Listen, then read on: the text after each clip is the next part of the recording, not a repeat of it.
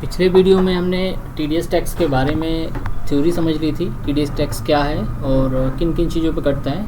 तो इसमें से हमने एक टॉपिक लिया हुआ है टीडीएस टैक्स अगर हमें रेंट पे काटना है तो किस तरीके से काटा जाएगा, किस टाइप से लगाया जाएगा।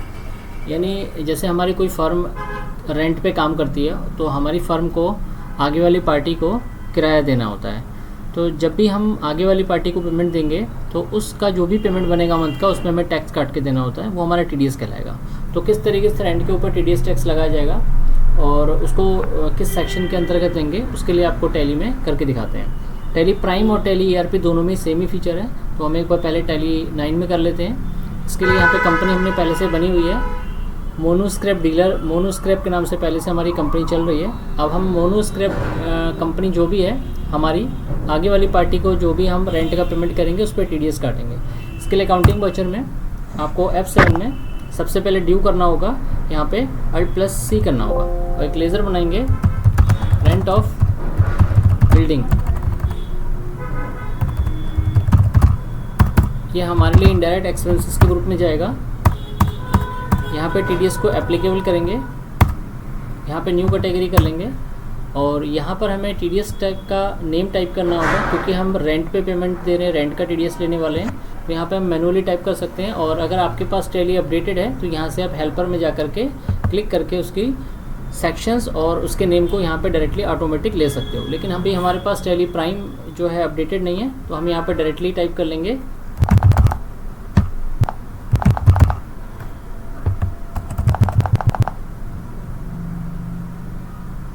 कुछ फीचर यहाँ पे हमारी बंद है, उसको पहले बंद कर लेते हैं।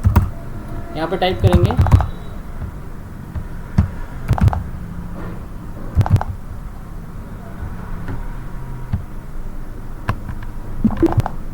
क्रिएट टीडीएस रेंट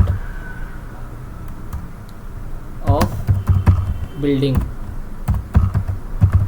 यहाँ पे रेंट ऑफ बिल्डिंग का टाइप करेंगे, सेक्शन यहाँ पे 206C और यहाँ पे टाइप करेंगे पेमेंट मोड, यहाँ पे रेट टाइप कर देंगे। अब सपोज़ कि हम मान ले रहे हैं कि हमारे जो रेंट है उस पर 10% का डिडक्ट होना है, टैक्स डिडक्ट होना है, तो यहाँ पे 10% टाइप कर देंगे। यहाँ पे जो भी आपका टैक्स का रेट होगा आप वो टैक्स का रेट टाइप कर लेंगे और इसको एक्सेप्ट कर देंगे। यहाँ पे टाइप करेंगे कितना आप रेंट दे रहे हैं। जैसे मान लेते हैं कि हम 50,000 रुपये मंथली रेंट देने वाले हैं। यहाँ पे क्रेडिट में लिखेंगे किस पार्टी को पेमेंट देने वाले हैं, Alt+C। हमारी कंपनी का नाम है जिसको हम पे करने वाले हैं राज एंड सन्स। क्योंकि इनको हम पेमेंट दे रहे हैं तो ये संडी क्रेडिटर की कैटेगरी में चले जाएंगे। यहाँ पे हम टीडीएस के टाइप्स को यस करेंगे और राज एंड सन्स के ग्रुप को लेंगे। यहाँ पे डिडक्टेड टाइप जो होगा, मतलब किस कैटेगरी में आते हैं, तो राज एंड सन्स आएंगे। इंडिविजुअल HUF नॉन रेजिडेंस, इसके नीचे ले लेंगे इंडिविजुअल HUF रेजिडेंस, इसको लेके एक्सेप्ट करेंगे। और यहाँ पे ध्यान रखने वाली चीज़ है कि यहाँ पर राज का पैन कार्ड जरूर देना है, नहीं तो ये टैक्स का रेट बढ़ सकता है क्योंकि पैन कार्ड नहीं देने पर टैक्स का रेट ज़्यादा होता है। तो जो भी इनका राज का पैन कार्ड नंबर होगा वो आप यहाँ पर टाइप कर देंगे और एक्सेप्ट करेंगे। आप देखेंगे कि 50,000 रुपये में से हमने 10% टैक्स दिया हुआ था, तो 10% टैक्स काट के 45,000 रुपये राज एंड सन्स के नाम से आ जाएगा। एंटर करेंगे, टैक्स जो आया हमारा वो 5,000 रुपये का आ चुका है। यहाँ पर हम चार्ज करेंगे Alt+C TDS tax on rent. Duties and taxes के पार्ट में चला जाएगा हमारे। टाइप्स ऑफ टैक्स में TDS ले लेंगे। यहाँ पे जो हमने बनाया हुआ था रेंट ऑफ बिल्डिंग वो हम टाइप कर लेंगे और एक्सेप्ट करेंगे। तो यहाँ पर हमारा टैक्स ऑटोमेटिक डिडक्ट हो गया है। 50,000 का रेंट है जिस पर 45,000 रुपये राज एंड सन्स को दिया जाएगा और 5,000 रुपये टैक्स का पेमेंट उस पर कट जाएगा।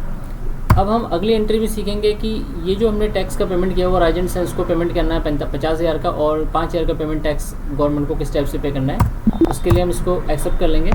और ये एंट्री जो करी हमने अप्रैल में करी है, अब इसका जो पेमेंट है वो मई के महीने में करेंगे। तो हम F2 प्रेस करके मई में चले जाएंगे। पहले यहाँ पर हम पेमेंट के लिए F5 में जाएंगे। यहाँ पर आप पेमेंट करने वाले हैं कैश में तो कैश ले लेंगे और बैंक से पेमेंट करने वाले हैं तो बैंक का नाम SBI बैंक, बैंक का लेज़र बैंक में चला जाएगा। डिटेल सेव कर लेनी यहाँ पे सारी में। और यहाँ पे हम राज एंड सन्स का पेमेंट कर रहे हैं तो राज एंड सन्स को यहाँ पे हम सिलेक्ट करेंगे। यहाँ पे पेमेंट दे देगा 45,000 की पेमेंट है राज एंड सन्स की, इसको हम 45,000 रुपये लिख के पेमेंट कर देंगे।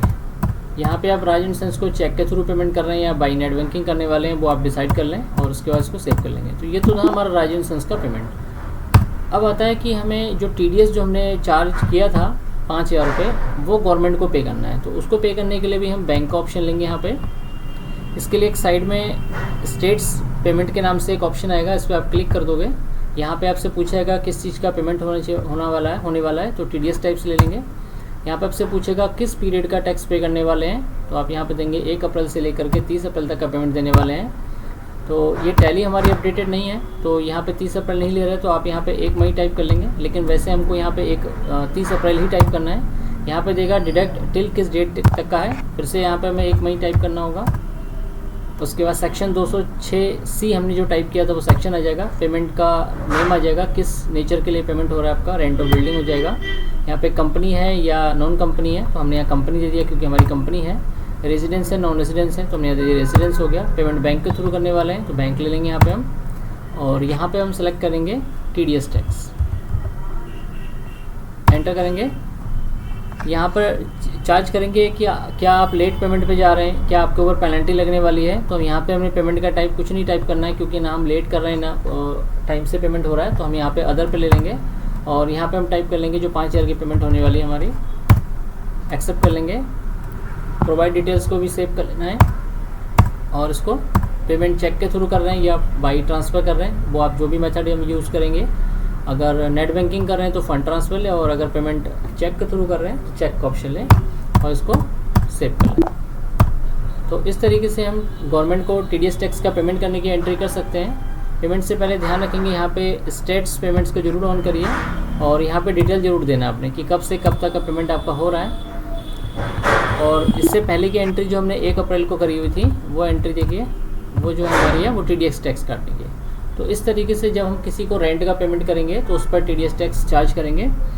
तो इसी तरीके से और भी टॉपिक्स हैं जिसमें हम TDS चार्ज करने की एंट्री सीखेंगे आगे। तो अभी हमारा जो टॉपिक्स था वो क्लियर हो गया। इससे पहले के वीडियो में मैंने बताया भी था आपको कई सारे टाइप के TDS में एंट्री करेंगे, तो हम सारे टॉपिक्स को कवर करेंगे पर एक एक करके।